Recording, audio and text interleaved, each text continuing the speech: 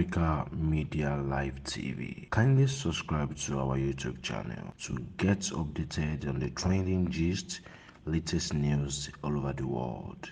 Like our page, subscribe, and share with friends. Thank you.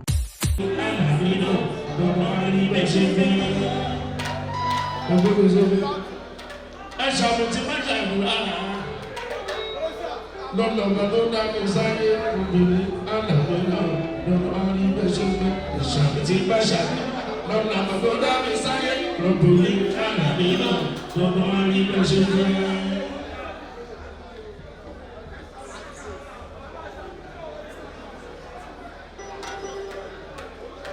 Orí tí mo mọ lókèrè yóò kò ní pàdé.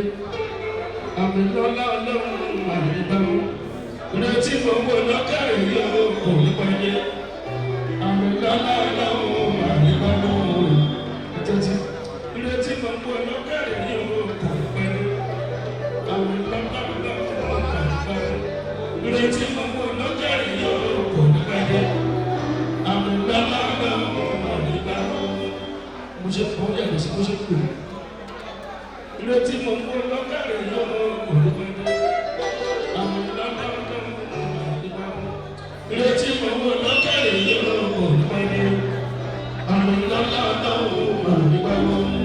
Was a joking musician that is lyrically fabulous.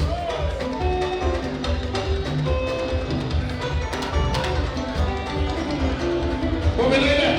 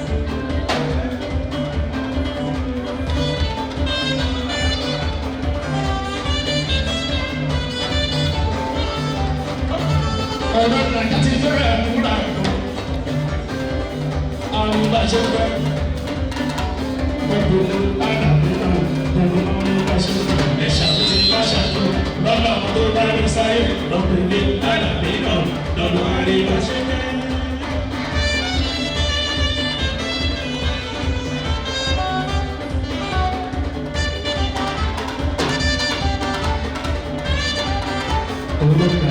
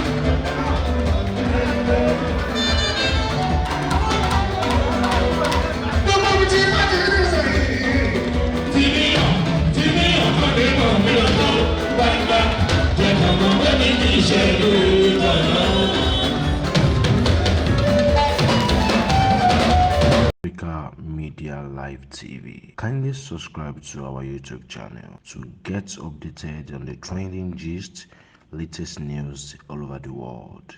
Like our page, subscribe, and share with friends. Thank you.